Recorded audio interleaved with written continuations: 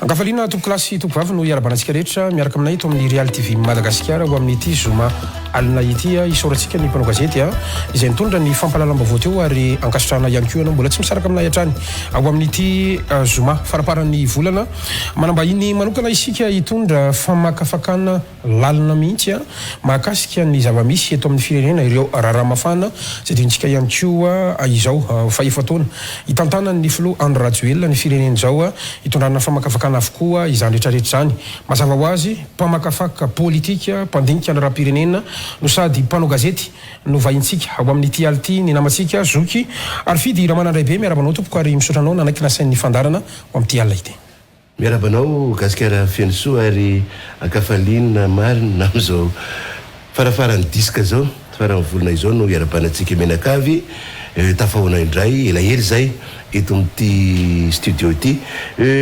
tena hoe ankafaliana ary fifaliana no iarabanina ho ihany tena ko averiko indray satria tena enjakenjana ny tantara manga ny ainana teto amin'ity firenena ty tatoato namana nikajarakotomanatsoa gasikara fiansoa taloha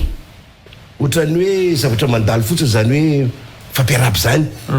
de ohatrany efa hoe mpilivava fotsiny manao ane tsara fa misaotra fa am'izao fotoana zany tena goavana be le hoe miaraba isaky ny maraina ny andro satria be da be ny olona no inona le mahagoavana anazy lasa ohatrany hoe raha mbola velinaina ny tena de fa zava-dehibe zay tellement be loatra le zavatra mandrosy iaina n'ilay vahoaka malagasy taloha na Madagasikara raha maheno olona ianao hoe tapakalanadra zany de olona efa ataontsika hoe any amin'ny 50-70 taona fa misika miteny zao misy olona tena tanora kely misy olona hoe hitanao hoe mpanao sport sa tena tanànanay teny misy olona tena hoe kalaza tamin'ny kung-fu zany David zany fa tapitapika teo de tapakalalanjahony tsy mampino taloha gasikara fiantso mialatsiny aminao ako fa raha ohatsy ianao ka mahita hoe karazan'olona mamono tena de hoe mitovavy ny betsaka amin'izany famonoana tena izany fa nisy fotoana teto amintsika tamin'iny volana ambony iny fa tao anatin'ny herinandro olona anankifolo no maty namono tena tsy hoe namono tena na nanandrana namono tena fa maty namono tena ary misy ray mpianakaviana maro amin'izy ireo tamin'ireo folo ireo de ny anankifito ray mpianakaviana fa ny anankitelo vehivavy izany no midika fa enjana be le fiainana amintsika miteny zao ka tetena zava-dehibe le mifampiaraba indrindrindrindra fa nisy an'ile hoe i Rafredy i Fredy le siklôna adalo nandalo farany teo iny rehefa miresaka ny hoe adiriny sy ny abeany de fa be no ny fehinaina be no ny taitaina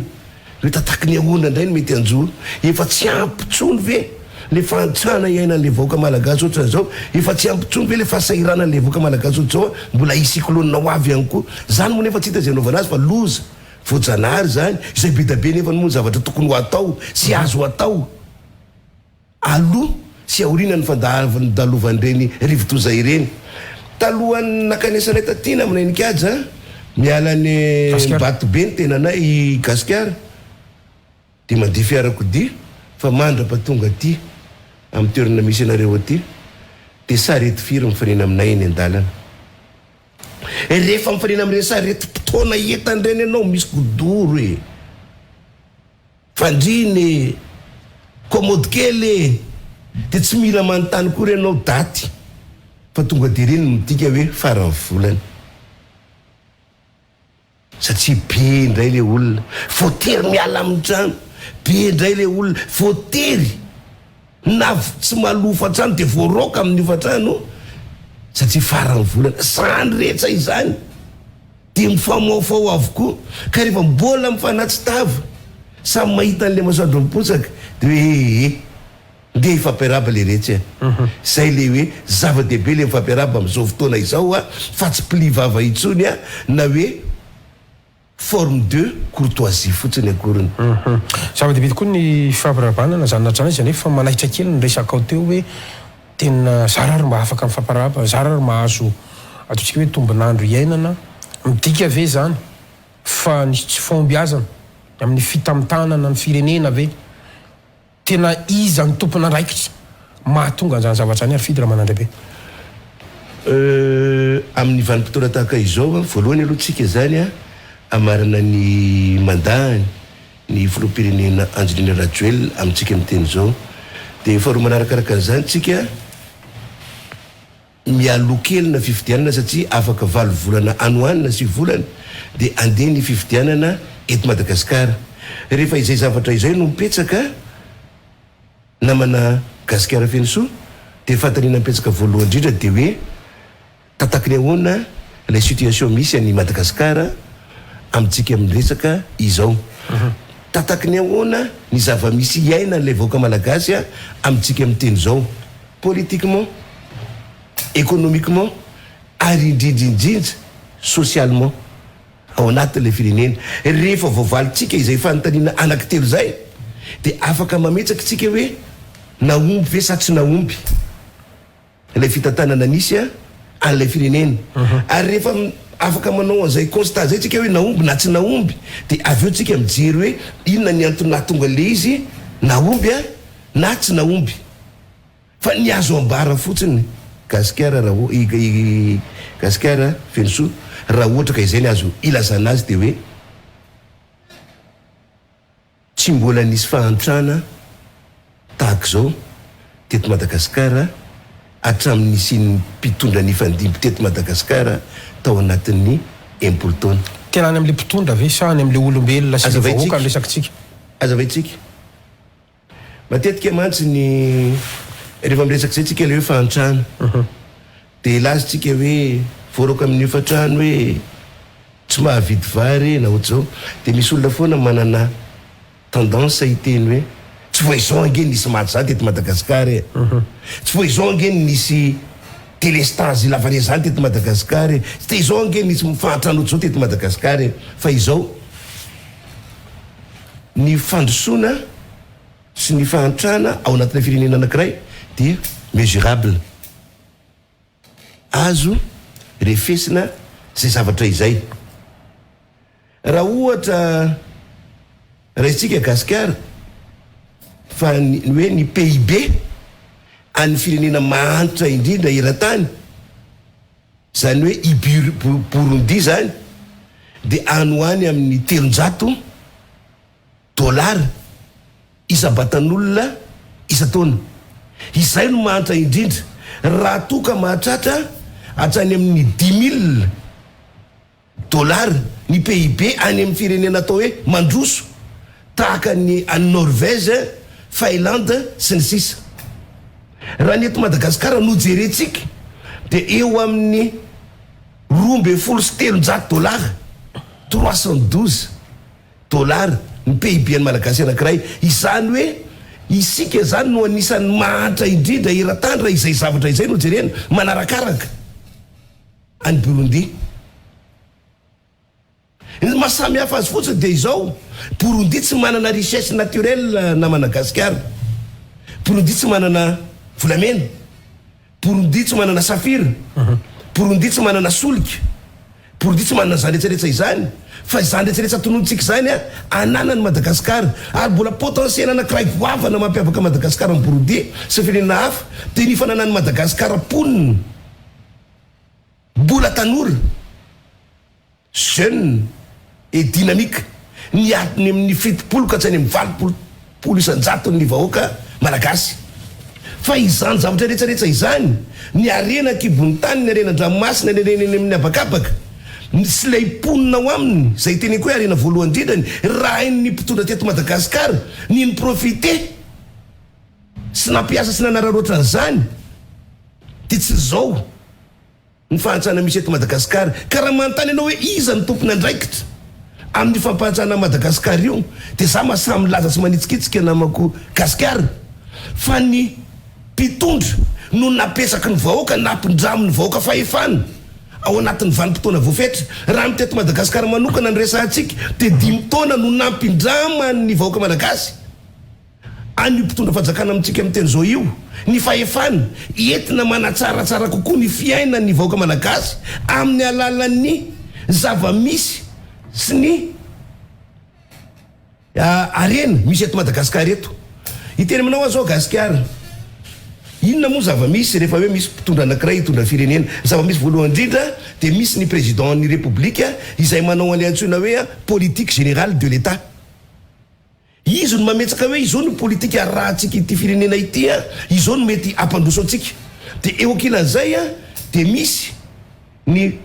gouvernemanta izay tarihan'ny premier ministre manao zay anatanterahana zay politika napetsaka ilay président république izay. Ary eo ampitan'izay dia misy ny anteny meram-pirenena izay manara-maso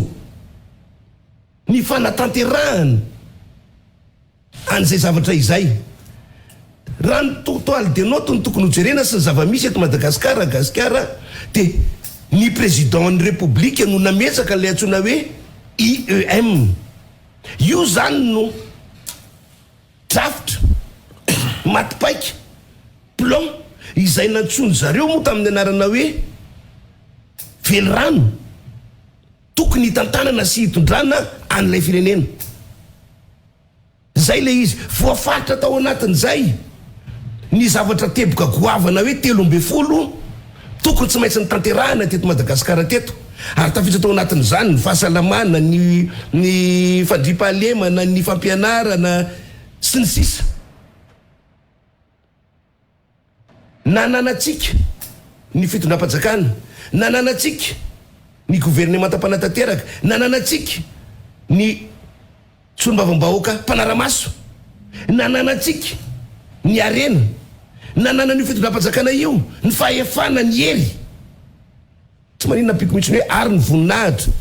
Tsy asiko mandrakizay fotsiny. Dia tsy asiko amenina. Fa izao le situation misy any Madagasikara. Zany hoe rehefa atao zany ny compte mazava dia hoe ireo vondrona no resantsika ireo no tsy nanatanteraka. Raha velorano ny antsona an'ilay izy dia ilay velorano zany. Napetsaka ilay président an'ilay république. Aizany fay. Le président ve no nametsaka zavatra irréalisable. Zany hoe tsy azo tanterahana ka tsy afaka nanoatra ilay gouvernemanta. Ary tsy nisy azo ny kozina intsony reto ilay solombavam-bahoaka. Isa reto ilay mpanatanteraka no tsy nanatanteraka na tsy nahay nanatanteraka ilay zavatra napetsaka ilay président de république. Sa ilay mpanara-maso ny solombavam-bahoaka tsy nanao an'izay fanaraham-boan'ny maso zay ka nanao zay daniny kibony sy ny daniny posiny. Ireto mpanatanteraka reto fantanina mipetsaka zay satria tsy maintsy avao amin'ny valin'izay no ahafahana mijery sy mametsaka i Gasikara hoe taizany lesoka na tonga ilay fahantrany Madagasikara miopapana ohatran'izao. Manana valiny ve ary fidira manandray be androany? Manana valiny ary fidira manandray be androany. Ny valiny dia tsotra fotsiny namana ny kaja rakoto manantsony ny Gasikara raha fenosoa ninninina drafitra apetsaka ao, ninninina programa nasa tianao tanterahana rehefa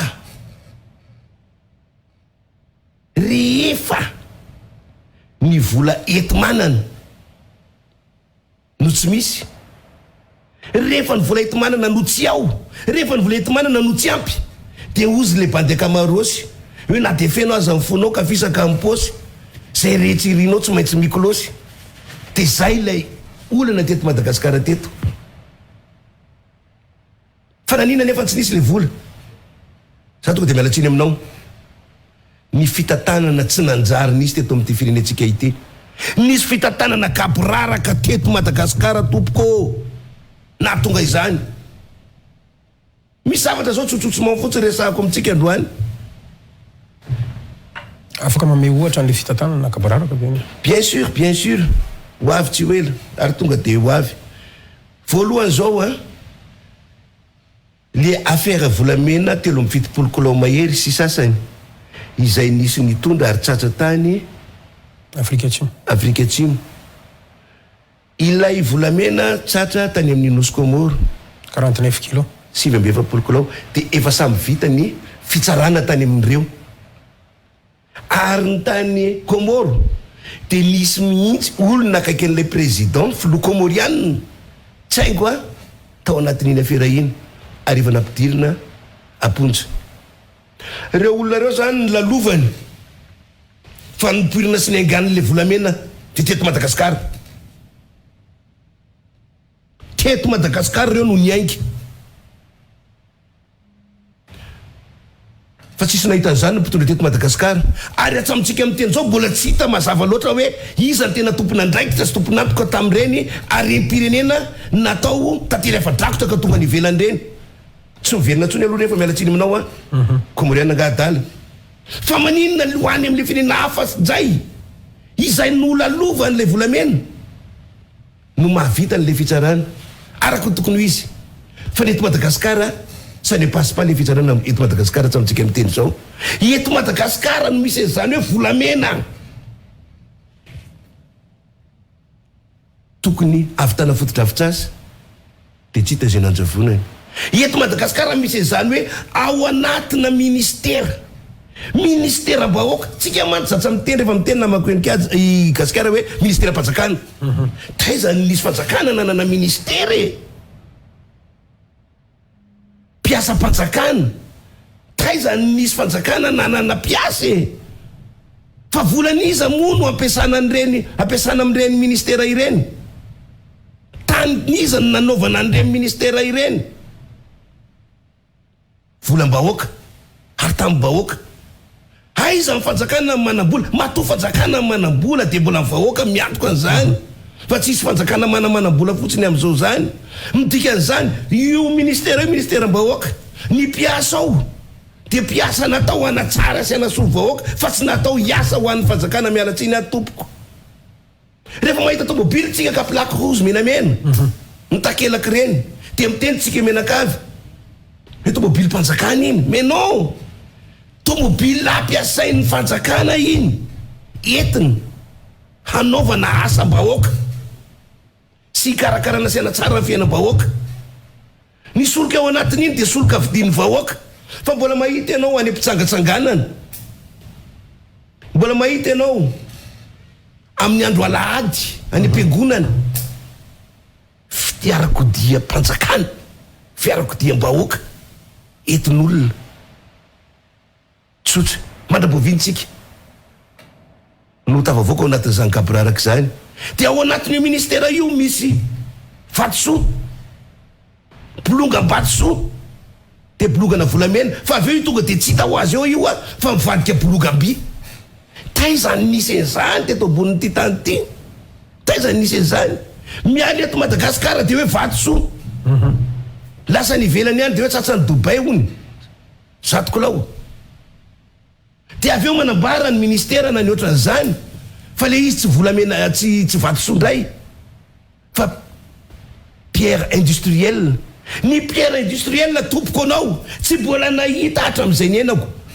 Minisa telo no fandimby ahako no conseiller technique tao amin'ny ministeran'ny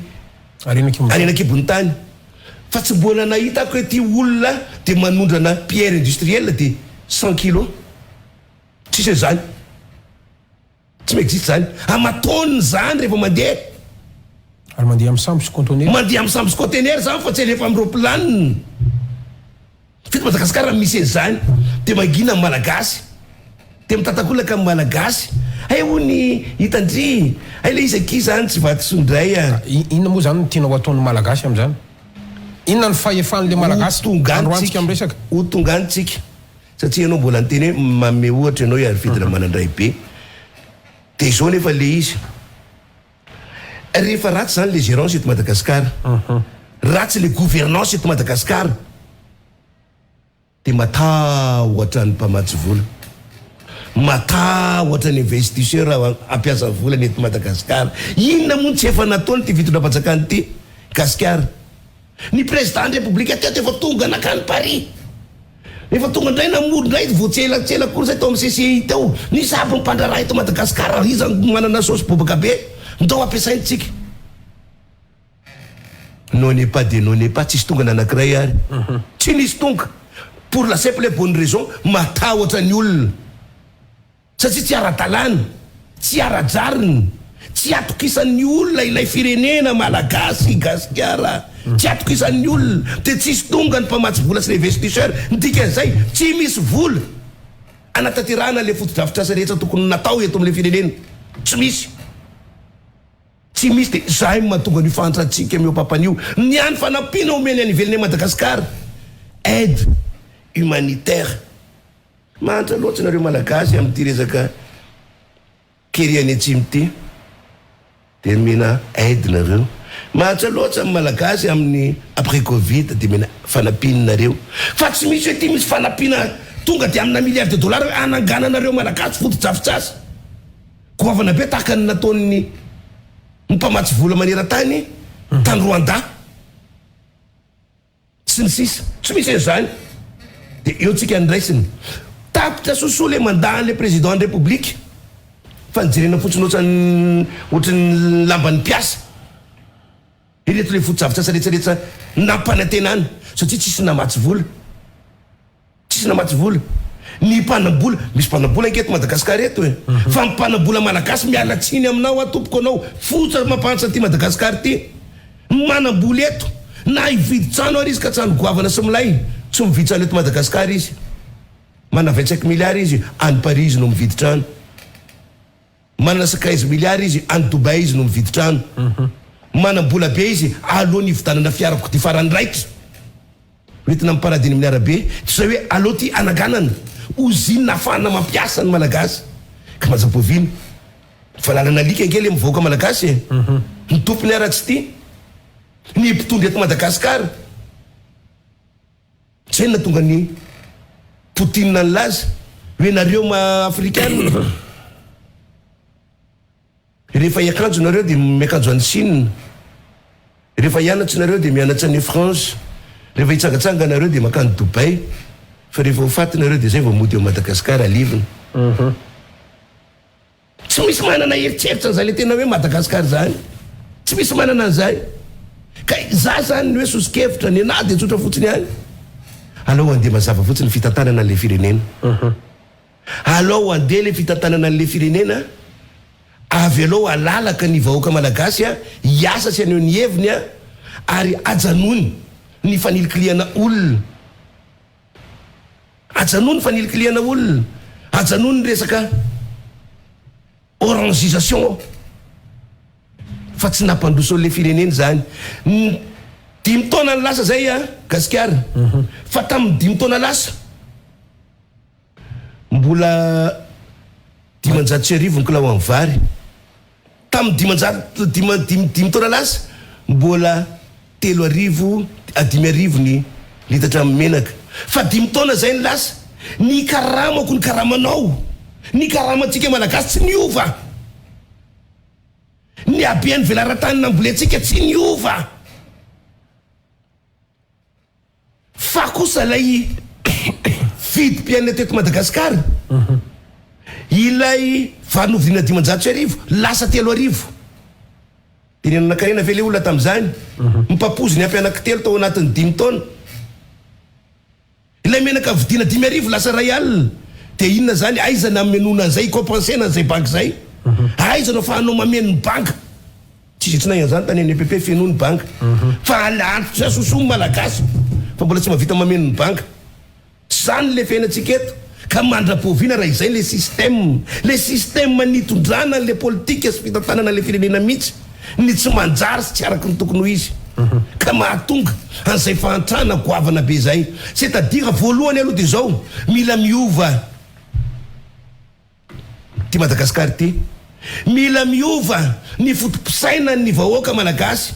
Raha mbola ohatra nito ny fotopisainantsika menakavy gasikara za mialatsiny tenao zany, za tena mametsiny. Primo matoa ny tantara le rehetrarehetra teo mametsiny mpitondra ako zany eto Madagasikara, indridridrindra ny mpitondra amintsika miteny zao. Fa sengodo mametsiny ny vahoaka malagasy ako izay tsy mahay sady tsy mahasa mandray tanana ny hoaviny. Ozy izy Vladimir Lénine raha nyteny izy hoe l'avenir d'un pays dépend de la volonté et la sagesse de chaque citoyen. Hoe ny hoavina firenena anankiray de miankina amin'ny fahendrena ny citoyen tsirairay aby ao anatin'le firenena, fa tsy hiandry fotsiny an'le mpitondra fanjakana, na hiandry fotsiny ny mpanao politika, na hiandry fotsiny ny patron anao, fa ianao mila mandray tanana an'izany. Teny aminao gasikara tantaraiko teto zany fa mbola averiko tantaraina satria hitako ohatra faran'izay raitra loatra. hoe ny grevy a nigadra tao amin'ny nosy Maurice, ny grevy a tany moa ny tenako tamin'io fotoana io, ary de mba tena lina ny tena satria tena mpanao gazety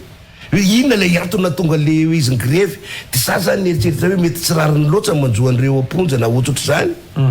De rehefa nataony fanadiadiana de hoe ka hoe nangatsika mofony zareo tamin'ny maraina, nangatsika ny mofo topainan'ireo, fa ireo gadro reo mahatsapa fa zoany zareo mihinana mofo mafana na de gadra ary izy. Zany efa tselatsela kokoa zay de nahita hoe nifondra dangereux jija eran-tany, folo maneran-tany, tafiditra fahatelo nifonjina tamin'ny moa reto Madagasikara, tafiditra fahatelo. Fa tsy problème antsika malagasy, tsy problème ny mpitondra fanjakana, tsy problème ny fitsarana, ny mampiditra vehivavy mitaiza kely, ny mampiditra vehivavy mbola mampinono, ny mampiditra olona ketsekila ao anatin'izany fonja le plus dangereux du monde zany.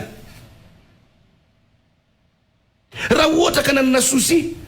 tary am-boalohany de ny tena Madagasikara hoe ny arena voalohany ao anatina firenena anankiray de le olombelona miainao aminy, ka rehefa reo olombelona miainao reo vahoaka ireo no ataonao tsara karakara, ireo no ataonao lahara-pahamena ao anatin'ilay firenena de mandroso io firenena io. Fa ny antsika tsy misy zany fanajana ny olombelona zany eto Madagasikara eto, ka rehefa le olombelona tokony hampandroso le firenena moa tsy misy mijery. Raha tonga am'izao fotoana zao ny vahiny tonga ny Amerikana ny USAID eto Madagasikara, tonga ny WWF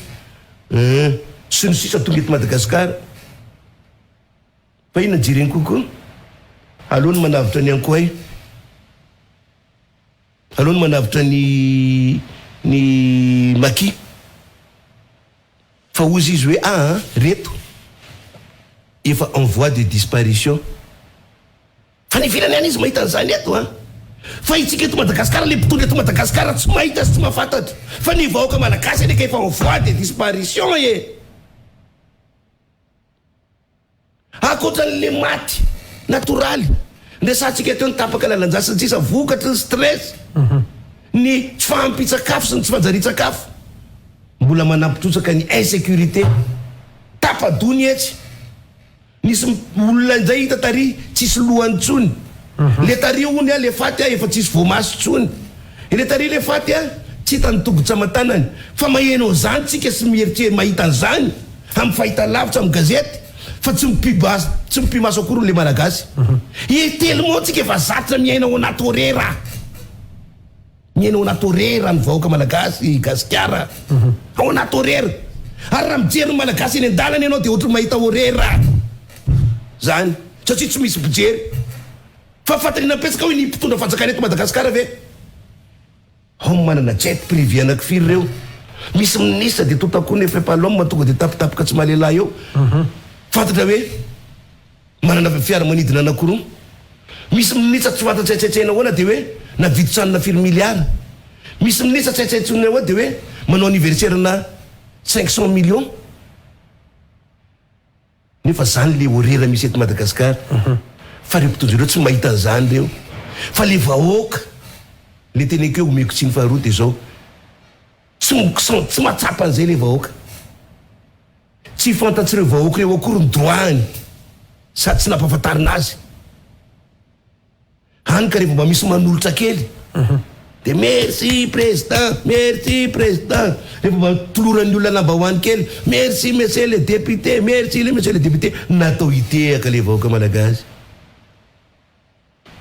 Misy citation zay tenin'ny Robert Mugabe Gasikara mba hoetiketo androany le izy, mba hoetiketo kely androany hoe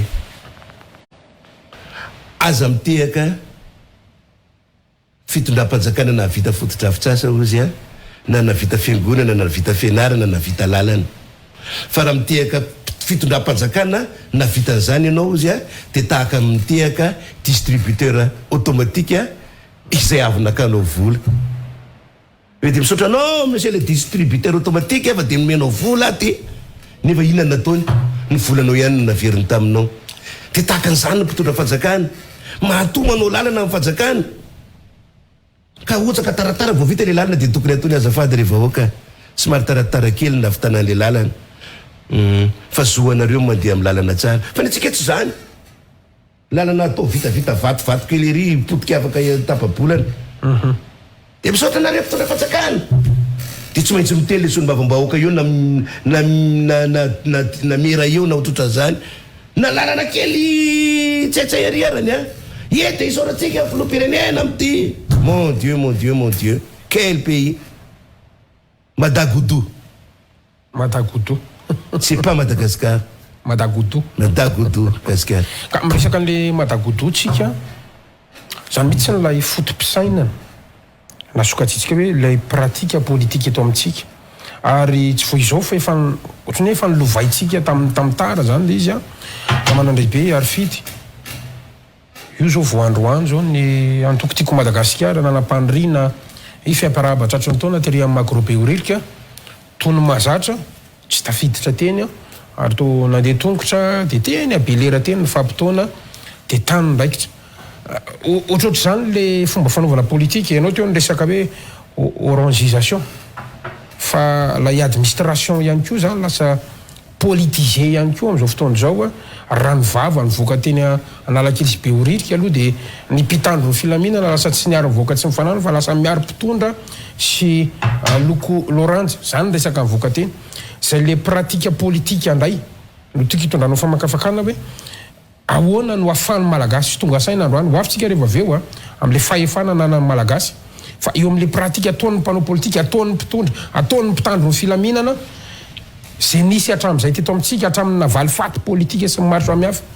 ahoana io pratika politika atsika io ary fidy raha manandram-pe tselatsela zay Gascar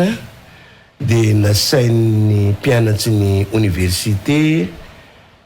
mianatra mikasika ny fiarahamonina sociologie zany teo amin'ny 3e année zany na makafaka mikasika ny fampandrosoana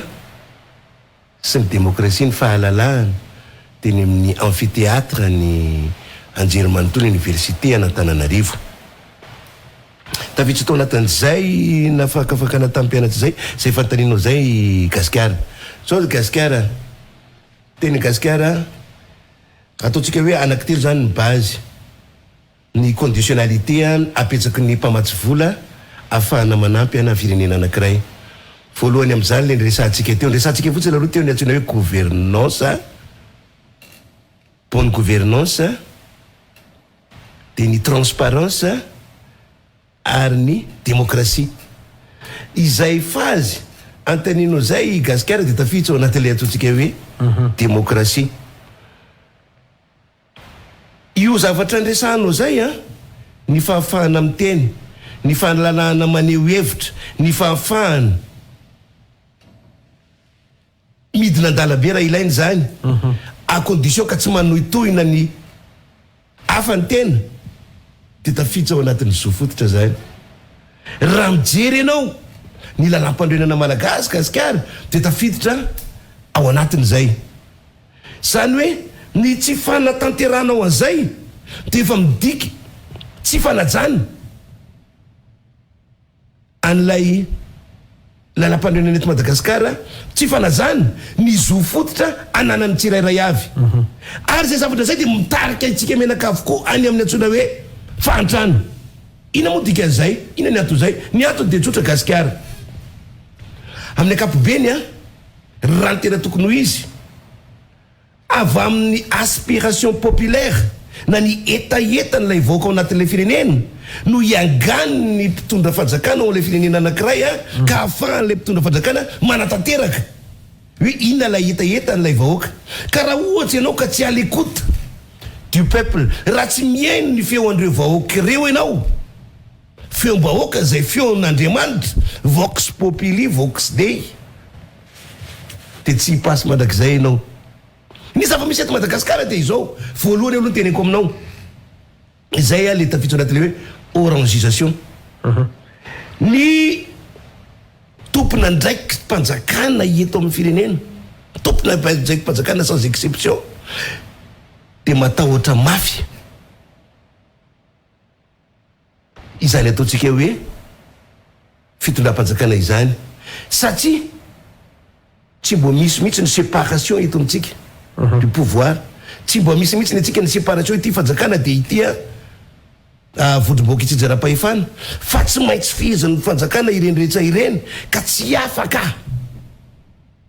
ilay olona manatanteraka ny asany amin'ny atsakany sy adavany fa tsy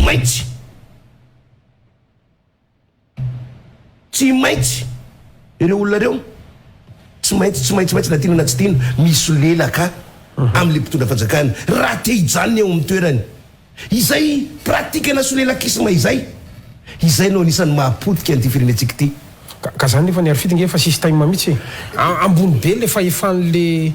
be loatra le fahefa centralisme mihitsy zany hitany gasikara napetsaka teto amintsika eo napetsaka teto amintsika hoe ireto zany le androm-panjakana le anankitelo any resahako teo za voalohany président de la république ny premier ministre ben'ny gouvernement sy gouvernement tarihany ary ny solombavam-bahoaka raha ny tena rariny sy nitsiny de za miteny aminao ary napetsakitsika teo zany hoe anjara asan'ny solombavam-bahoaka no manara-maso ny asan'ilay ministre zany hoe ny solombavam-bahoaka ny ministre de ambany raha ny resaka filarana no jerevana amin'ny solombavam-bahoaka ary mpanara-maso sy pitsikilo ary afaka miterina solombavam-bahoaka zany ina zany te ministre zany solombavam-bahoaka zany amin'ny resaka fanatanterahana ny zavatra voasoratra tokony ataony fa le tsika tsy zany fa rehefa misy ny vanim-potoana tokony andalovany reny ministra ireny eny amin'ny solombavam-bahoaka eny amin'ny misikla de tsibazaza teny zavatra mitsanga de hafa ina indray zavatra mitsanga misotra voalohany aloha de misaotra anareo minandro monsieur le ministre ary mba misy fangatahana kely lasa ilay solombavam-bahoaka no commandeur mpangataka amin'le ministre fatany napetsaka hoe tsy hainy ve le izy sa le problème du solelakisme ny antony mantsy de tsotsy ny zavatra tanterahandre ministre ireny de tsy le ministre no mamina vina so de anao an'zao fa efa misy ny programme général de l'état ary ministère iny de manana ny budget-ny efa vefetra maloha hanaovana zao araky ny fanapahana ny teti-bola mpanjakana izay tsy maintsy ekena na tsy ekeny nisy solombavam-bahoaka ny Madagasikara izany hoe manana ny mot à dire na ny MAOT io na ny MAUX io ny solombavam-bahoaka Madagasikara amin'ny fahampandehanana ny raharam-pirenena eto amin'le firenentsika mitery anao hoe concentré loatra te za miteny aminao Gasikara raha ny zavanisy de hoe taloha anakenina ny province nisy teto Madagasikara enina fa raha majery anao ny zavatra nisy tamin'ny première république izany province 6 province zany de nanana sefo province anakenitsika fa nandiaraka ny tokony ho izy ny raharam-pirenena ary nyrija sy ny lamina ary tsy firenena sy ny taraina voaka tamin'izany azadiny fa tamin'ny première république tsy ny resaka social bahoaka na tsy fahampitsakafo na tsy fisina azy no olana sy nahatonga ny gizagiza tamin'ny taona 2.7 fa resaka hafa mihitsy resaka fomba fampianarana fa tsy resaka mihitsy hoe social bahoaka azadino zany azadino fa tamin'ny première république na izany hainao samy tsisy ny mbola hoe ny aina tamin'izany fa ilaina mahafantatra ny tantara misy ny atao hoe karatra isan-da karaha mandeha ny amin'ny arabe anao ka efa hita hoe ohatran'ny efa tena ba hoe nahazoazo taona zambany zany feno 20 taona ka tsy manana karatra hoe miasa riananina na miasa riananina de tonga de mitsaponjy ianao voasazy ianao hanika ireo olona miasa tany sy mpamboly na piopy any ambanivohatra any de nijanona tanteraka tany ambanivohatra tsany namboly sy ny opy sy ny asan'ny tany fa tsy niakatra ty andrenivohitra satria matahotra fisavana karatra c'est-à-dire ny tantsaha de nijanona ho tantsaha ny mpamboly de nijanona ho mpamboly ny piopy de nijanona ho piopy ary ny mpiasa ambrao sy ny mpiasa nozina sy ny sisa no janona teto amin'ny firenena teto amin'ny tanàna teto fa am'izao fotoana tsy zantsony na de efa natao arany hoe ataovy 2 ndray ny région de misy gouverneur isanisan'ireo zany fijajaram-pahefana mbola goavana kokoa zany no le hoe sy province i Gasikara fa ny antony de tsotsa fotsiny ihany raha ohatra ka hoe ireo si province na si province io na 22 région io ka mbola antokotokana no mifehy an'ireo mbola tendance politique anankiray no mifehy an'ireo fa tsy misy ny fandraisana ndraikitry ny voaka ray manontolo sy ny fijerena ray magasy ray manontolo raha mbola ny ambition an'ilay mpitondra fanjakana de tsy ny ahatsara an'ilay fiainam-bahoaka fa hoe amin'ny fomba ahoana no afako mijanony eto amin'ity toerany ity le plus longtemps possible amin'ny fomba ahoana mbola mety azahoako mandandray amin'ny manaraka ka na de efa tsy mihina-kanina intsony ary le voaka malagasy na de efa hijao ara fa faragida amin'ny Madagasikara eran-tany na de hijao ara fa mifoja amin'ny malagasy no foja ratsy indrindra eran-tany na de efa hijao ara fa efa mampiaiky ny any ivelany rehetrarehetra any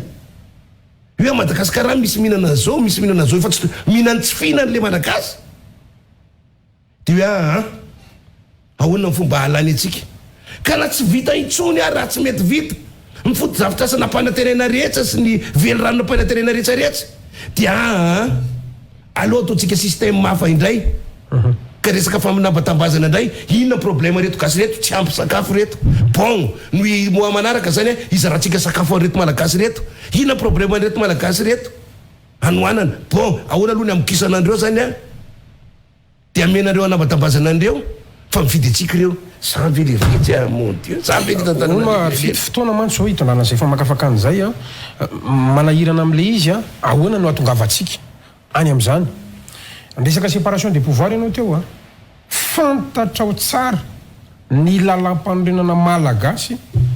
fa manana zo tanteraka le mpanaramaso nyresanao teo le pitsikilo nyresanao teo le mpibetroka nyresanao teo zay lasa manao misaotra sy mangataka androany de nisy olo mavambahoaka manana droit izy anao antony motion de censure tony fa tsika sianao ny ara-nahita an'toy any fa noho ny mikimaky noho ny baiko politique fivoriana etsy aroa tonga de nyravany io na de tsy nekeny lalam-panorenana zay hoe tsy maintsy une fois engagé io processus io any amin'ny latsabaty io vao mifarana fa eto amintsika moa mandeha mazimazi amina resaka texte sy ny zavatra maro samihafa ahoana ny antenainao zany atongava an'izany zavatra rehetrarehetra ary fidramana andray be zany andravana an'izany rehetrarehetra zany ny prime ministre mbola mahasamylaza fa coup d'état ny ataon'ny solomamboaka nefa de voafaritra ny lalam-panorenana zany itsika mahita tsara fa misy olona ivelan'ny rafim-panjakana ara-dalàna azy mbola mavita mibaiko ny rafitra ara-dalàna ny rafitra économique eto amintsika mibaiko ny rafitra politique zany hoe le pouvoir économique mibaiko ny pouvoir politique zany rehetrarehetra zany ahoana no atongavantsika any andravantsika an'izany ary fidramana andray be mba ho tamiteraka avokoa zany resaka ao rehetrarehetra zany toko misy zavatra ohatrany hoe mampime ihany eto amin'ity firenentsika ity ary anisan'ny olana goavana eto Madagasikara de ny tsy fahalalamenatra ny mpitondra eto Madagasikara eto rehefa ny mpitondra no tsy mahalala menatra raha ataotsika amin'ny teny vahiny izy de hoe sans scrupule i Gasikara de tsy misy zavabanina ao anatin'ilay firenena ivirenena kely le zavatra resahanao teo alohan'ny amaliko an'le fanontanianao hitatsika teo hoe nisy atsany amin'ny 5% ny solombavam-bahoaka nanao sonia an'ilay motion de censure fa hoan'ny premier ministre lehibe ny gouvernement ary tafiditra voalohany tao anatin'izay le hoe nanaovana motion de censure azay ny fanitsakitsahana ny lalam-panorenana zay anisan'ny zavatra goavana be fa izao araka tenina teo hoe mazimazi de tsy raikitsy iny fa zahay Gasikara teny aminao fa raha nanana honneur raha nanana honnêteté intellectuelle kely fotsiny le premier ministre de hoe ny mpiara-miasa sy mpanaramaso azy ny solombavam-bahoaka efa matsatsa anjatony no mitsipaka azy de ninninona mikimakina tao de apetsako foana ny démission ary nizaniza raha tany ivelany tsangany ka inona i Gasikara raha tany ivelany hoe solombavam-bahoaka 9% 10% nefa mitezavoe anao de efa tsy misy tsony zany tokony fiaraha-miasa ho azo atao amin'ireo solombavam-bahoaka ireo ny prime ministre amin'ny kapobeny dia tokony hivoaka fa ao anatin'ny majorité ny sombavam-bahoaka. Ireo no tokony manolotra ny prime ministre lehibe ny gouvernemanta. Azonao tsara renao zany ny gasikara. Ka rehefa ny maro anisa amin'ireo no mitsipaka anao, dia ninona zavatra tokony atao indray dia hoe alao midémissionna manala tena, fa tsy zany ny eto amintsika. Fa mihamakabahana sy mahazovahana ary manao geste teknika ilay premier ministre. Dia manontany ianao hoe amin'ny fomba ahoana zany raha izao le situation misy eto Madagasikara, dia amin'ny fomba ahoana zany tokony hafahany anatanteraka hialana amin'izay zavatra izay hafahana mamoaka Madagasikara ao anatin'ny lekizo lalina sy mangitsikitsika izao. Dia tsotra fotsiny tany voalohany i Gasikara ary zay no iverenako aty amin'ny farany aty, dia niteny hoe ny fitondram-panjakana dia fahefana ampidramin'ny vahoaka ny mpitondra ao anatin'ilay firenena anankiray ao anatina vanim-potoana voafetra. Tonga ny fotoana amintsika miteny izao adiny fifidianana. Za tsy d'accord aloha amin'ny hoe fanonganam-panjakana, tsy mety amin'ny biliko iny, fa ny anako hoe tonga ny fotoana amintsika miteny izao hamerena n'ilay mpitondra fanjakana indray an'le fahefana eny am-pelatana an'le vahoaka. Hamerenana an'le fahefana eny am-pelatana an'le vahoaka, dia anjaran'ilay vahoaka amin'izay no mampiasa an'izay fahefana menazy zay. Fivedika fotsiny ary fity idirantsika mihitsy an'izay fifidianana zay farana ankehitritsiny le prime ministre teo. Na tianao na tsy tianao mbola voatazo iny le prime ministre. Anisan'ny sangany teo amin'ny tantara. Sixième gouvernement zao io. Sy tena maniaraka tamin'le maromaro ty raisana ary mitena zava-dehibe dia mbola eo le prime ministre. Ianao resaka honnêteté intellectuelle mantsy teo, mbola io izy io. Nanao remaniement ny gouvernement tamin'ny alatsinainy lasa teo raha tsy diso ahoana zany zany zavatra zany. Tsisy azo antena ina ntsony ve zany zavatra zany? Sa tsy manana pouvoir analan'le prime ministre kosa ary le président mpanendry? Mbola mandeha lavidavitra kokoa noho izay ko Gasikara, satria voalohany aloha ny zavamisy sans côté an'le hoe tsy fahalalana menatra sy ny sisa dia ahitana hoe tsy ompelatana n'ilay président de république ny fanendrena le premier ministre na fanasorana le premier ministre eto Madagasikara raha izao zavamisy zao ny jerevana. Ny antony dia tsotra fotsiny, nanazavitsika teo ary najotry ny ady ray nanazava fa tsy mandeha ny raha-raha-panjakana eto Madagasikara, mikoaiza ny raha-raha-panjakana. Rehefa tsy mihodina ny raha-raha-panjakana, tsy mihodina ny usine anankiray Gasikara, dia fahita ilay orinasa, dia fahita ilay firenena, mikoaiza ilay firenena. Izay no manjoa antsika eo. Na inona zany ambara, na inona ambara, na inona ambara, dia tompona andraikitra voalohany amin'ny tsy fampandehanana ny raha eto Madagasikara sy ny tsy fahafahana nanatanteraka ny programme général de l'État dia ny premier ministre lehibe ny gouvernement. Donc ny tompon'antoka voalohany amin'ny fampahantranany teto Madagasikara zany nahatonga ny raha-panjakana tsy nandeha ka nahatonga antsika ho farangidany sy voalohany amin'ny fahantrana maneran-tany amintsika miteny zao loza ny Komoro be da be. Ina moa tsy nitenenina Gasikara, tsika pidrabola ny Komoro fa miteny aminao Gasikara androany fa 4 volana febroary 2023 no apetsaka ara-pomba ofisialy ny président Komoro hitantana ny vondrona africaine ny président ny Komoro. Mahamenatra anie zany mba ahafatana mahafateren'Andriamanitra raha izany président firy moa ny mponina Komoro. Inona ny boarenana an'izany Komoro zany? Taloha zany Komoro zany fa ahafantarany gazet zany Komoro zany dia hoe gardien na mpivarotra bobo coco. Fa amintsika miteny zao Komoro no hitantana vondrona firy moa atsatsa efatrany amin'ny 7 mahery 50 nisan'ny olona ny firenena ao anatin'izany vondrona africaine izany sehatra ivezivezena arabaritra arabola be da be ao anatin'io ary manana fahefana izany filohan'ny vondrona africaine izany makisala Senegal moa no nitobiasany teo ary ny mpitondra teto Madagasikara dia maro no nanonofy ny anana an'izany fa tsisy mipasona anankiray arany. dia za miteny aminao gasikara feno soa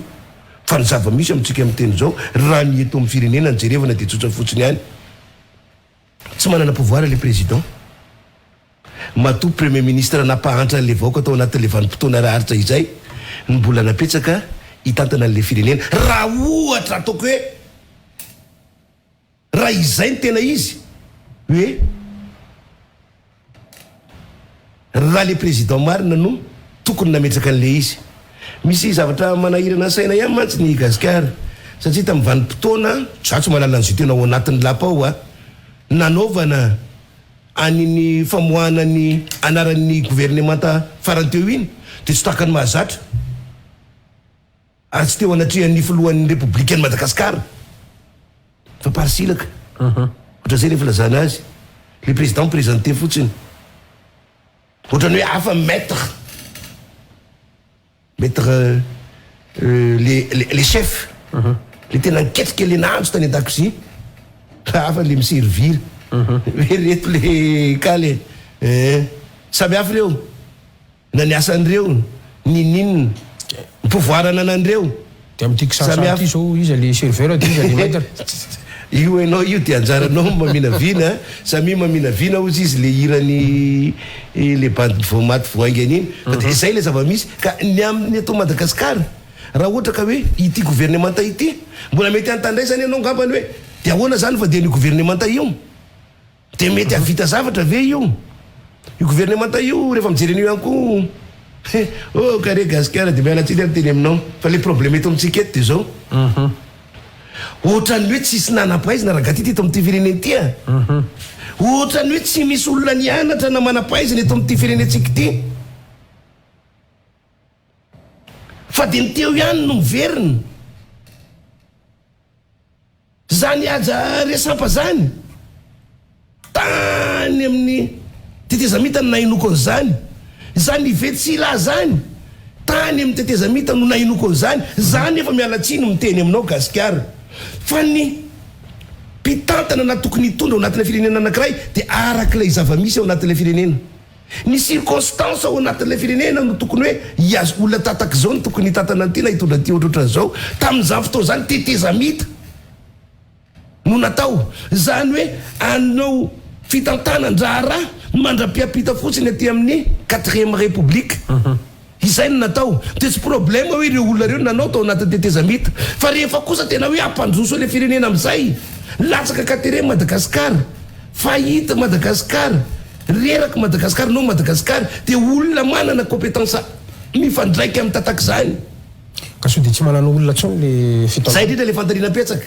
hoe tsy manan'olona ve zany ty mpitondra fanjakany ty moa le mpitolona niaraka tamiko satria manahirana dia zao na mpitolona niaraka tamin'ity ara dia tsy haiko aloha fa le bandekamano le belaralatsira ono na teny an'izany io dia le retsozy izy raha vo rendrika io samby io fa voalavo miala lohany io maromaro zay dia sanatsiva hoe voalavo aloha rehefa dia maromaro tatoato no tsy nahasehatra intsony na tsy nomena sehatra mihitsy ny olona niaraka tamin'io fitondram-patsakana io petabe a ary betsaka ny tezitra za mahita olona tezitra be mihitsy any olona nitolona olona nanao mihitsy ny tsy tokony nataony dia ao no milaza hoe tokony zao na tokony zao na tokony zao nefa zany adihevitra zay nefa tsy tokony izy tsony ny zavatra tokony hisy amin'izao fotoana zao dia hoe amin'ny fomba hoana nametrahana mpitondra hitantana an'ilay firenena tetezamita kely io ao anatin'ny valo volana hikarakara hanomana fifidianana hanao fifidianana iraisan'ny rehetra hiarahan'ny rehetra ary ara-pahamarinana zay zao no takina amintsika miteny zao za tsy miteny hoe tsy maintsy a hosoloana reo olona reo fa n'importe qui rehefa tonga eo aloha dia mahavitan'io fa le fampandrosoana le firenena no zany hoe mila soloana le olona anao an'izay fitantanana an'le firenena sy fitondrana an'le firenena izay a du moment que hita fa tsy naomby aloha hatreto nataon'ireo mpitondry reo atao anatin'ny efa-taona maherina 5 taona latsaka ary fidy raha manana ndray be araka izany dia fotoana fanomezana fahefana ny vahoaka raha ity taona tena amroapolo sy roa arivo ity satria ataontsika hoe tao-pifidianana izy ny fanontaniana aloha hatreto hoe isy aloha ny fifidianana ve sa tsisy a manoloana ny vola izay ambara fa misy vaovao kely vao mivoaka omaly izy ty tao amin'ny Africa Intelligence de namoaka zareo zany hoe dossier secret fa nanapa-kevitra ny mpamatsy vola amin'ny fifidianana eto Madagasikara na mibaiko an'ireo maso-vosiny ananjolo tena anjareo eto Madagasikara hoe aza miditra amin'ny famatsiana volany fifidianana Madagasikara io nareo raha tsy te ho voabaraka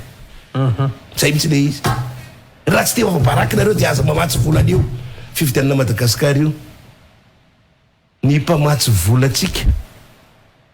no manao an'izany Gasikara mbola inona ny dikan'izay satria mbola matahotra indray ireo ny isiny zay ataontsika hoe tsy fahamendrehana alatra ozy izy ny teny malagasy direct ny fifidianana ny safidy-bahoaka sy ny sisa de hoe aza miditra amin'io nareo ka eo le hoe isy ve le fifidianana sa tsy isy ilay fifidianana raha ohatra ka hoe tsy araky ny tokony ho izy ary tsisy ny matsy volantsika Gasikara tsika mite zao na ny likidara le vola tonga de hoe tsy klaintsa tonga de hoe azo ampiasaina ohatran'lefa tsy de hita be tsony efa tena metsita le vola eto Madagasikara eto efa midina faran'izay ambaniny fa efa mividiny le vahoaka malagasy ka tsy haiko mety anao planche bien ve tsika sa hoe ahoana afahana mikarakara n'le fifidianana ary fifidianana tsy arahany zao tontolo zao zany de midika zay fa hoe tsy mahazo ny consentement andreo anivelany ka na iza indray na iza olany eo de mialatsiny ako na Madagasikara fa mbola iverina ihany ny tamin'ity fitondram-panjakana ity hoe tsy isy amatsy vola an'izay mpitondra ho avy eto Madagasikara eto amin'izay fotoana zay ça arrive même ka zay misy le tena olana mantsy de misy ndray ry nationaliste sy namany amin'ny aizy ny souveraineté izy ny fiandrianatsika inona ny ilaina zay fankatoavana isam-pirenena tsika koa nefa tsy afaka ion'olona rery ao anatin'le tsika aloha raha nytarea bola zany hitatsika de sora-bola ihany aloha ny 45 milliards ao anatin'ny LFI fanoseny mio de milaza hatrany amina 140 milliards ano any zany vao mampy atsika eo amin'ny 30 millions d'euros eo zay vao mavita an'le fifidianana zay zany anisan'ny fantanina anankiray de sarevien même ozy afidra manandrehibe fa ny tena tiako atongavany hoe ho tongany ve tsika any amin'le fifidianana madio mangarahara weekend rehetra ny antony de zao hitatsika ny fitarainan'olona na ho amin'ny CNI ny ACC samihafa io moa zany de efa nisorona zany zao mivadan'ny président CNI asa mihendrika ve anatsarana an'izay hoe fahaleovan-tena ny CNI zay fa ny anankiray ihany koa na ho an'ny kandidary aza de mbola hitatsika le fatahorana amin'le règle de jeu lisy mpifidianana lalahy-mpifidianana code électoral ny processus électoral zany rehetrarehetra zany nisy fagatahana nataon'ny mpanohitra foana tato ato Gasikara de ny amin'ny hoe ndolo asina ny fikaonando pirenena ny tena dikan'izay zay terme ilazana an'izay aloha zany tsy problème hoe ina le izy na inona fa ny tena baziny sy le fait de hoe aloaloha ivory andatabaka boribory tsika menakavy na latabatra lavalava na karekareo tsy problème fa aloha tsika menakavy tomponantoka amin'ny fampadianana n'ity firenena ity manana heritseritra hoe antoko politika mijoro ato amin'ity firenena ity na vondrony io na antokon'olona mba ifampiresaka de andotsika andamindresaka ka rehefa milaminy tsika menakavy de mahita zay marimaritra iraisany eto de ino etitsika anaovana an'le fifidianana am'izay fifidianana am'izay fotoana zay zay olona lany eo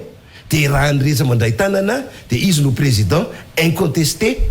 incontestable eto Madagasikara de ho avy ny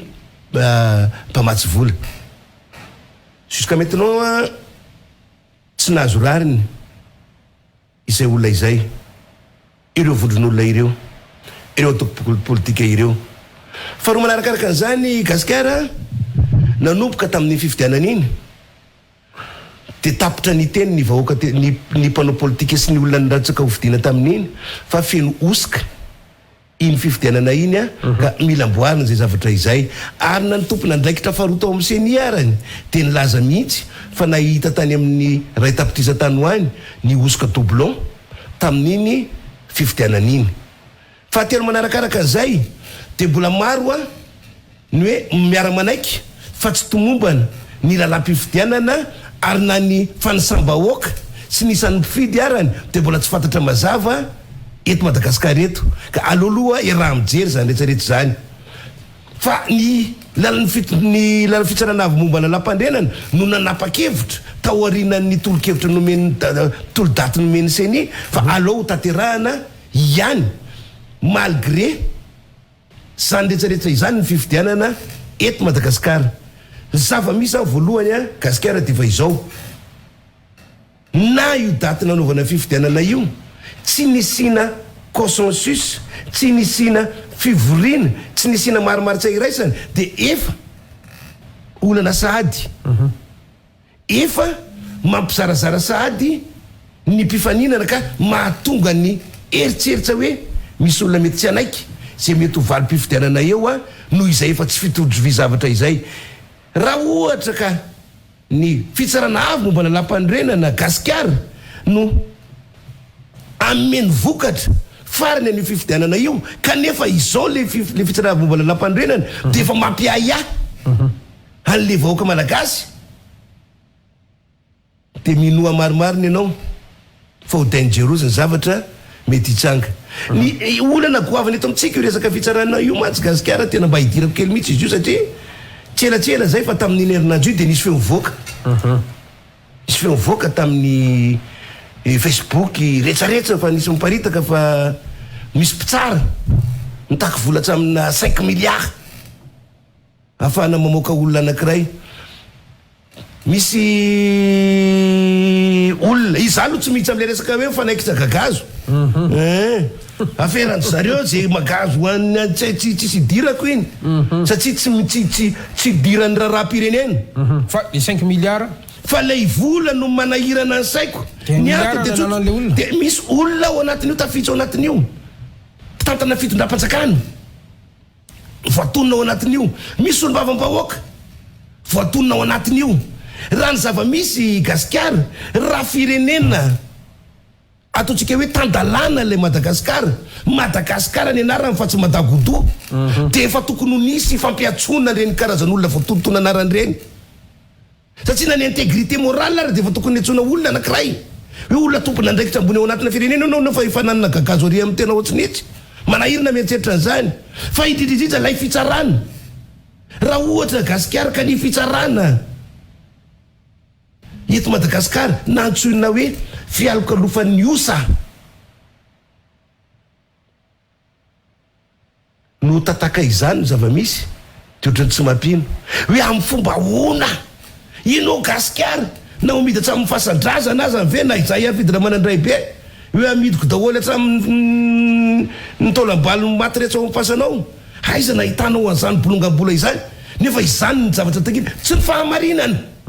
mitakina atao amin'le Madagasikara tsy ny rariny sy nitsy sy marina zany no mandeha ampiasaina ao anatina fifidianana anankiray eto Madagasikara eto fa izay resaka saosy miainga ady varotra ny ao anatina fitsarana hazo eritreretina ve zany dia ahoana fomba eritreretinao amin'ny situation misao eto Madagasikara tahaka izao hoe ho azo atokisana zay valim-pifidianana iangy eo amin'ny fomba ny eritreretana an'izany hoe ireto araha hoe mpitsarambony olona ambony zany ny zava-misy dia efa tsy manana afa-tsy milliards ozy ny olona dia ka 5 dia manao ohatsy le dia rehefa tsy vitan'izay dia hoe bon amboarina amin'ny fanaovana anao ianao zany rehefa ohatra ka manino ny te fa mba manaova ianao démenti fa tsy marina zany zany ve ny zavatra misy eto Madagasikara eto zany ve ny fitsarana misy eto Madagasikara eto za mahita gasikara fa be dabe ny tsy rany amin'ny fitsarana eto Madagasikara eto ary zay no antony nanaovan'le président république hoe Anjolina Rajoelina hoe aleo asina les doléances ny présidence zany hoe fandraisana ireo ataontsika hoe etaeta na alahelon'ny vahoaka noho ny tsy fahazahoana rariny teny anivon'ny fitsarana isara-baratongany dia kosa be loatra le olona mitaraina fa tsy mahazo rariny nefa tena olo tsy meloka nefa manany marina dia ozy président hoe bon aleo najory ty ady najory io gasikara tantaraiko anao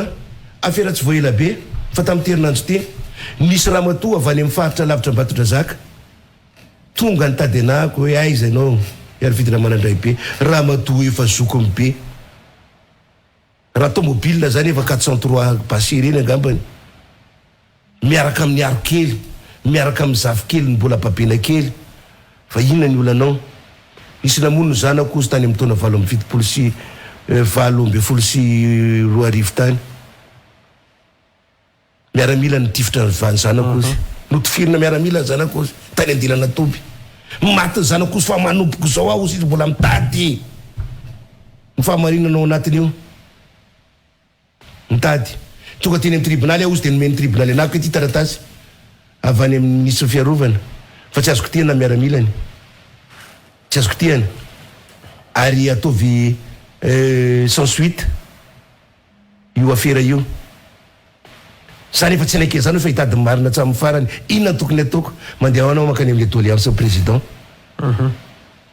anao mety mahita rariny fa mitomanina ataon'io ramatoa io tonga atao an-tragnoko rehefa miverina vany fa mivadi-po aho ozy fa naninona misy le raha misy hoe Richardson ozy hoe mpandray le doléance au président misy olona moa miteny hoe mialatsiny manonona anarana fa za tsy mialatsiny rehefa manonona anarana satria raha-pirenena le izy raha-pirenena ary le intégrité an'ilay mpitondra firenena mihitsy ilay président république nametraka olo anankiray hoe enao ataoko hijery ny olona ty antsadiny tsy rariny eto amty firenena ty ianao apetraka eto hijery ny olona sahirina sy mahantra fa diranovana tsy mahazo rariny amin'ny tribunaly mila vola be sy sisa fanakarato zato ny varavarina sy ny tiroara resaray mantolo io izy tao hoe manamerda ianao raha matoteny ianao ndray manakorotana ny saiko nefa ianao mihitsy ary ny tena tokony hotoriana amty tantaramangy ty tahitra ny tenako de zany veo a possible aveo ny président de république de ametraka olona tahaka zany tsy naritra moa ako de satria vo fatako le hoe Richardson voaingana kely zay no ny fanao ny fampiresaka taky zao tao amin'ny fahita lavitra ma TV de mba natsoko ny tenany hoe fa misy raha matoa mitaraina oatra zao tonga ty amiko aty andre matota leka izay ny tsoko anao satria tsika mba olona fakalala ary sampanao ka ty fa tonga de tsotrany anazy ay tonga tany aminao le raha matoa iny mitady lozy izy zany efa mitady lozy izy raha tonga any aminao fa inona moa mampitady loza azy raha tonga ty amiko aty izy mitaraina izy mampanao gazety a so de mba tsy mety le ataonao tsy hainao nampianatra ny asako ary fety a zay mivaly te de lasa fisainako zany ny olona napetraka hitsara eto amty firenena ty izany ny olona napetraka président de république arany hoe ny anarany no baloto sy potika am'zany ataotsika hoe toa fandraisana fitarainany zany nefa atrany am'zany io rehefa faratapony io gasikara rehefa mandalo ny ambaratonga rehetra ianao ka tsy mahazo rariny de hoaiza mba nisy le sabadrara androm-panjakana anankiray napetraka ny président de république izy mihitsy ny tena mba deba amin'io aloha mba hoany fa azo rariny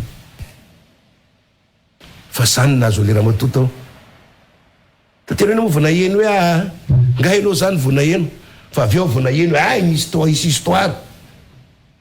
otra zao kotary ay misy histoire otra zao kotary ay misy histoire otra zao kotary le président le république zany atsy nanendry le olona de mieritreritra fa nisy vokany io zavatra natao teo io ay zavatra voaka vo mia horery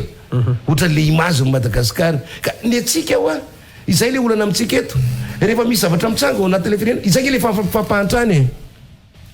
nitenentsika teo zao hoe le premier ministre lehibe ny gouvernement Madagasikara nitenentsika teo hoe le solom-bava-bahoaka no tenentsika teo hoe le vahoaka malagasy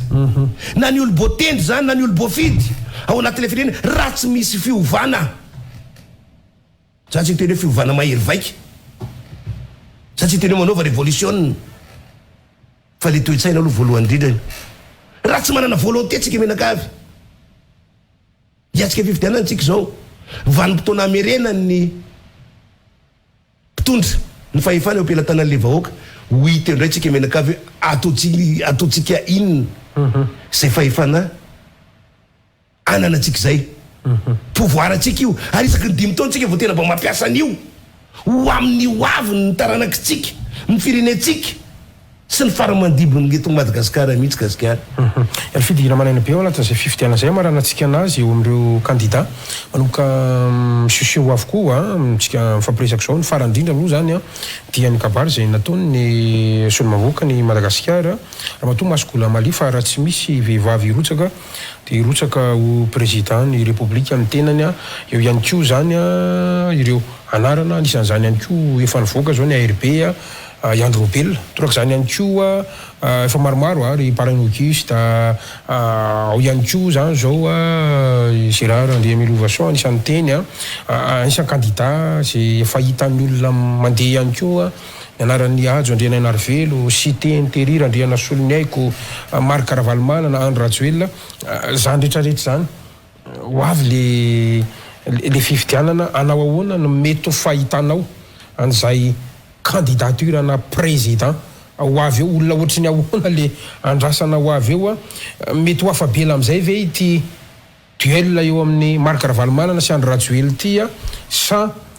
mbola ito ihany ao anatin'izany kisarisary rehetrarehetra zany satria fotoana zao izy ianao afahany manova amin'ny tantara indray ho amin'ny 5 taona manaraka. Maromaro ny candidat napetraka teo i Gasikara ary niterenao hoe mety ho afabela ve hoe ny mahafabela sy tsy mahafabela dia zay foana le nataoko hoe raha ohatra ny fifidianana eto Madagasikara ka mandeha araky ny safidy-bahoaka marina ka mandray an-tanana zay hoaviny zay ny vahoaka malagasy ary conscient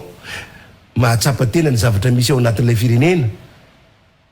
dia eo ny mety isy ilay fiovana ao anatin'ilay firenena fa raha ohatra ka mbola ny vola no fototra Gasikara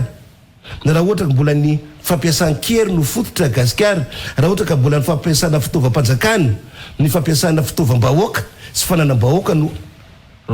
fototra eto amin'ity Madagasikara ity ampandaniana olona anankiray ho filohan'ny Repoblika dia mialatsiny aminao ako fa mbola tsy ho afabela izany Madagasikara izany izay ny ilana n'le hoe fitakiana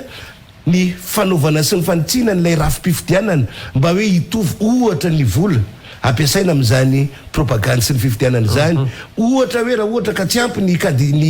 délégué any hafa inona ny antokony atao sy ny sisa ahafahana hoe tena maneho marina izay ataontsika hoe safidim-bahoaka izay ny teny candidat maromaro ao dia mijery hoe tatakiny ahoana le endrika na candidat tokony ho lany na olanina dia tatakiny ahoana ihany koa mikasika an'le vehivavy moa ny tenenao voalohany indrindra teo za zany Gasikara dia zao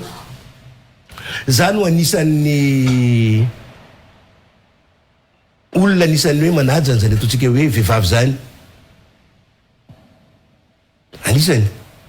ary zava-dehibe zany hoe vehivavy zany zava-dehibe zany hoe reny zany mizaka antserany ainy zany reny zany anisan'ny mahafantatra ny tena zava-misy ao anatina firenena zany vehivavy zany ny firenena voalohany indrindra tiako lazainy eto ny tokantrano io koa ny firenena mabitika indrindra vehivavy no mahafantatra an'izany rehetra izany ka raha ohatra ka misy vehivavy irotsaka eto Madagasikara eto arabasoa arabatsara fa ro manakaraka an'izay dia izao ny olona Gasikara tsy tsaraina any zavatra mbola tsy nataony asa razanao tiako tenenina ny olona rehefa tsaraina dia ny asa na ny zavatra efa nataony ny zavatra nataony na ny zavatra tokony nataony nefa tsy nataony no hitsarana ny olona anankiray na hoe ny zavatra tsy tokony nataony nefa nataony no hitsarana ny olona anankiray fa ny olona mbola tsy azo tsaraina amin'ny zavatra mbola tsy nataony azo Gasikara tsara tseto dikan'izany dia tsotra fotsiny ihany raha miteny anao hoe Marc Karavalmana raha miteny anao hoe Ajo Andriana Narvelo raha miteny anao hoe Gérard Andriamilovason raha miteny anao hoe izay ihany koa ty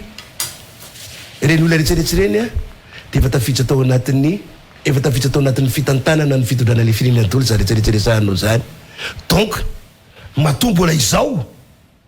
le firenena malagasy teny antsika teny antony dia mbola tsotra tsy mety ny fitantanana nataon'ireny olona ireny miavaka anankiray fotsiny dia hoe tao anatin'ny fitondran'ny era jonary mampianina no nahitany Madagasikara raha zéro ny tahany arkarena no lasa 500 faingoroa tamin'ny niatoboany ty fitondram-panjakana ity. Donc zany ny itsarana ny olona dia ny zavatra efa nataony. Ka raha misy olona ka hoe manana fahavononana fa hanavitra le firenena, zatsy contre an'izany mihitsy. Ary ny olona ohatran'izany tokony hoeritreretina raha ny hoe anohanana azy. Hoe io misy olona manana fahasahina eo anatsihan'ireto gros bras reto, ireto olona araka ny teninao reto hoe mbola ovabela ve tsika sa tsy ovabela. Ny fototra nampisy olona foana teto amin'ity Madagasikara ity ane tatoato, dia rehefa tsy marika ravalomanana sy tideratsiraka dia izany ataontsika hoe Andry Rajoelina sy marika ravalomanana izany. Izay ane no mifamezivezy sy mifandimbidiby teto amin'ity firenena ity Gasikara. Fa aiza ho aiza le firenentsika atao anatin'izay fitantanan'ireo olona karazan'olona reo zay. Ka raha ohatra ka misy olona hafa manana fahavonona sy fahasahina ka nakonsiderena hoe bitika sy kely ary izy, nefa manana zay volonté hanarina le Madagasikara zay, pourquoi pas. Arfidy Ramanandray be anisan'ny olana anankiray ihany koa amin'izao fotoana izao ny amin'ny hoe ahoana no ahafahan'ny Madagasikara zany a manana fifidianana milamina tsisy na crise melo na mandritra na aoriana ny fifidianana. Misy olona miresaka mihitsy aza hoe tokony tonga amin'ny ataontsika hoe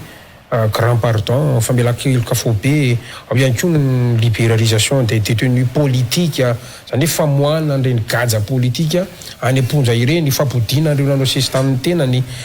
hoe alolo ampitoniana daholo zany mba tsy hisian'ny crise post électorale sy ny samihafa. Manahoana ny hevitra ao amin'izay? Zay nge efa nambarako tany ambolohany teo i Gasikara, efa nambarako teto rehefa natsidiko teto hoe marina efa hevitra efa nivoaka teto Madagasikara teto a mikasika ny hoe isina fivoriana zay etsotsika zany hoa hoe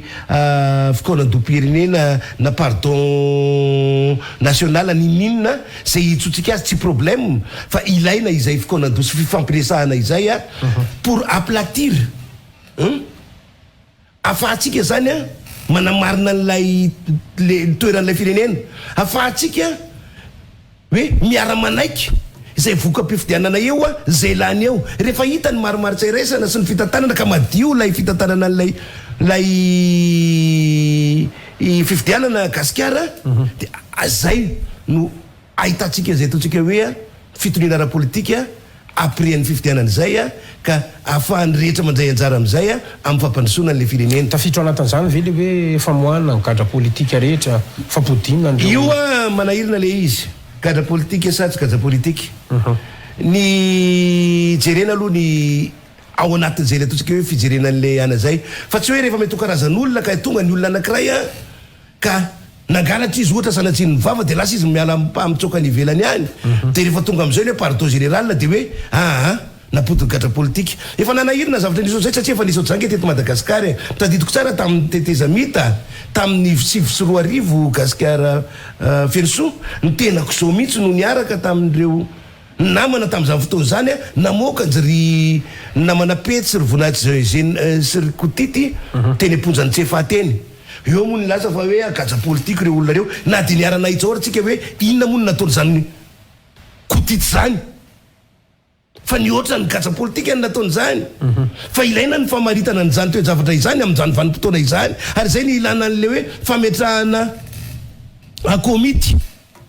manokana misy manomana an'izany. Fa teto Madagasikara moa tsy dia nisy nieritreritra zany, aniseritreritra hoe tsy mivakila tety amin'izany, fa hoe sao dia haniba ny daonina sy ny fanomakomanana efa nataonay préparation à l'avance ny mety hampandaninanay amin'ny fifidianana izany zavatra resahany zany. Nefa tsy maintsy andalo amin'izany tsika menakavy i Gasikara, ary za miteny aminao minoa marimarina ianao fa raha tsy misy ny karazany zavatra tahaka izany atao ito amin'ity firenena ity, indrindra zavatra andrasan'ny mpamatsy volantsika izany zavatra izany. Ary raha ohatra ka tsy misy ny zavatra resa tahaka izany dia tsy izy koa ny famatsiam-bola araka ny tokony ho izy a ny fanaraha-maso ny fifidianana zay isy eto Madagasikara eto, tsy izy zany. Dia fitondram-panjakana non avenu no hipotra eo a tsy eken'ny rehetra, tsy eken'ny mpamatsy vola, tsy afaka anao niny eto Madagasikara dia vao miao pira noho izao ny fahavoazan'ny Madagasikara. Farany le mahakasika an'le ady ao anatiny afidina manandraibe indrindra ty le hoe famoahana dossier zao BDP zao tatoato reny zao tsika zao mivoaka koa tohatrany hoe misy oronam-peo resaka général Lilson sy ny général Valmanana Risara sekte aloha sy ny sega ankehitriny akoatran'ireny le fa misy oronam-peo resaka Raisa Gate nyresantsika reny misy manangana saina fotsy reny tranga rehetrarehetra reny reny tsy atahorana ve isina reny zavatra rehetra reny Gasikara no sinina manambara fa affaibli ary faible lay fitondram-panjakana amin'izao fotoana izao amin'ny ankapobeny dia ny antoko ivelan'ny antokon'ny mpitondram-panjakana no mamorona zavatra na manangana zavatra zany hoe ireo lay antsoina hoe détracteur izany anakorontanana n'lay fitondram-panjakana fa ny zava-misy amintsika amin'ny teny zao dia tsy misy détracteur eto Madagasikara tsy misy mpanohatra eto Madagasikara fa ny détracteur ny mpitondra fanjakana dia ny mpitondra fanjakana ihany ary mpanohatra ny fanjakana misy eto Madagasikara dia avy ao anatin'ny fitondram-panjakana ihany ozy ny tenin'ny soratra masina maranako azy hoe orava zay fanjakana miady an-trano. Tapitra ny fotoanantsika Arifidy Ramanandraibe kasako manokana ianao nanaky nasain'ny fandarana tamin'ny tia alay tia toko ndray mbava fotsiny loha le resaka cyclone satria mba ataontsika hoe etaeta kely ny mponina any Mananjary maro samihafa manakara ohatrany mbola tsy misy fanampiana hatramin'izao voarain'izy ireo misy io zao député iaza zao nahazo vaovao ny tenako avany Gasikara satria moa ny filoha national ny ARP Andriamato Raobelina Andry dia nakany amin'ny faritra Mananjary manakara iny tsy taoriana ny cyclone izy no nandeha nakany fa mialohan'ny cyclone dia efa tonga tany nijery ny zava-nisy rehetra tany inona ny tokony anampinan'ny mponina inona ny tokony anampinan'ireo vahoaka atao reo fa nangano any ny ranomasina raha ohatra ka tafaresaka tamiko ny teneny avany hoe Arifidy le hanina hoanina aloha le babasamy mantena tsy ampy any tsy ampy ihany manahirana no miteny satria ao anatin'ilay sika natrangan'ny PNGRC ny mpitondra fanjakana andraisana an'ireo traboina dia triena hoe ny vehivavy bevoka mampinono sy ny antitra sy ny kilemaina ihany no mahazo sakafo fa akoatran'izay dia tsy mahazo sakafo nefa ireo olona ireo dia mahita zao ny fahatongavany retile camion be mitondra fitaovana sy sakafo avy aty andrenivohitra aty be ozy no miteny hoe ho fatiny anoanany zay ary maro ireo karazan'olona na dia mbola tsy vita ara ny trano nonenany tany amin'ny faritra teneninao rehetrarehetra iny dia efa lasa nitsokanody tany amin'ny tranony hoe alao maty ao an-tranao toy izay maty amin'ny tony toerana feno vahoaka tsisy mpijery tony misy ohatra zao le tranga Arifidy hoe sakanana le fanampiana misy io zao fondation citeny nakandro hoe sakanana ozy zay mihitsy le izy rehefa tsy avy amin'ny fitondram-panjakana na ny BNGRC le izy zany dia sakanana ka ahoana zay le pratique efa nisy ane Gasikara téléthon ary teto Madagasikara efa nisy an'izany hoe tsy navela ary efa nisy an'izany hoe izay olona rehetra mety anome fanampiana dia tsy maintsy mandalo any amin'ny BNGRC tsy maintsy mandalo any amin'ny fitondram-panjakana fohy be izay vo afaka ireny no mitsinjaran'le izy avy eo nefa matetika le olona no mitaraina hoe le zavatra fanomezana omenay ane tompoko ka tsy tonga akory any amin'ireny faritra ireny fa raha misy tonga any dia ny ampahany any izay pratika zay i Gasikara dia pratika napetraka le fitondram-panjakana ahafahana maneho fa ny mpanavitra nyty fitondram-panjakana ny vahoaka malagasy ny Messi na tsaboiny ianao na mantsy ianao na sahirana ianao dia tsy misy afa-tsy ny mpitondra-fanjakana irery ihany fa aza mieteritra ianao fa misy olo-kafa mety hanafitra an'izany vahoaka malagasy zany na ao anatin'ny ady sarotra tsy anarany akoatra fitondram-panjakana pratika politika mamoehatra manala baraka mamofona izany zavatra izany Gasikara tsy tokony homendrika itsony izany ataontsika hoe taona 3 zany. Makasitraka Arifidy Ramanandraibe nanaky nasain'ny fandarana teto amin'ny Real TV Madagasikara tamin'ity alina ity tompoko. Ianao ny sorana ary sorantsika menakavy satria efa hitako reradraraka ny andro afahafa raha teo tena farany volany tia mba hoe mba nandray saosy ihany a fa le saosy ny raisina androany alako tsy gasikara fa efa tapitra mbola tsy raisina le izy de efa tapitra rehefa naloa ny itsosan'ny tao atsimo a naloa ny ekolazin'ankizy a tsy maintsy naloa koa ny gojomelany dada somary efa nitombotombo kely satria lasa nisotsosotry dada tatoato am'le tena tsy fahampiana sorena foana koa dada satria mama ohatrany tsy de hita matetika antsony ao anatin'le tokantrano a satria tsy ampy le vola ampidiriny dada tsy aiza hoe makaiza mama na makaiza fa zavatra hita aloha mba mitondra kely a mama rehefa miala vany a zany rehetrarehetra izany manjeraka atsika dolidoly a ny fibatana entana sy tsy maintsy afidradray ny entana satria voaroka am'ty hofatrano ty a rokalika lava rozy nirantarika rozy zay a zany manjomy malagasy a zany le image ainan'ny Madagasikara amitsika am'teny zao a vivement le fifidianana vivement hoe mba hisy fifidianana madio eto am'ty fireneny ty a ka ahafahantsika ndray hifindra mpitondra matahotra an'Andriamanitra aloha voalohany mpitondra andalany fahamarinana aloha faharoa mpitondra tsy mbola misolitika aloha fahatelo ary mpitondra mahafantatra en connaissance de cause ny fahoriam-bahoaka zany no andrasana irina ho tonga eto am'ty fireneny ty betapeny eo mpitondra filompirena irajona mampianina moa tonga mbola nilaza ny tenany fa mbola hijery aloha mbola hitazana mbola hifampiresaka ao anatin'izany ny tenany am'izao fotoana izao a filomaraka ravalomanana fa manizigizina fa la premier tour ary ny mpitondra orange na de zéro raha ny notiny ampiasinarana de milaza fa tsy maintsy mipasy zay a ary mahazo mention très bien mankasitsaka tompoko de zatsisy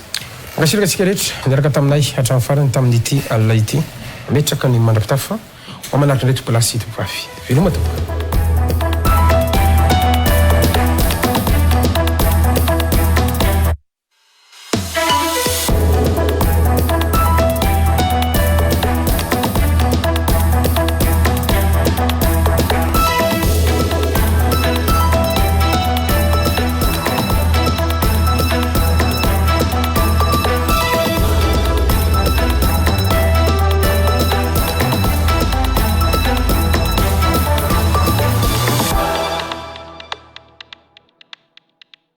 Chanel Maison de Beauté, nanolotra ho anao teo ny l'invité du jour.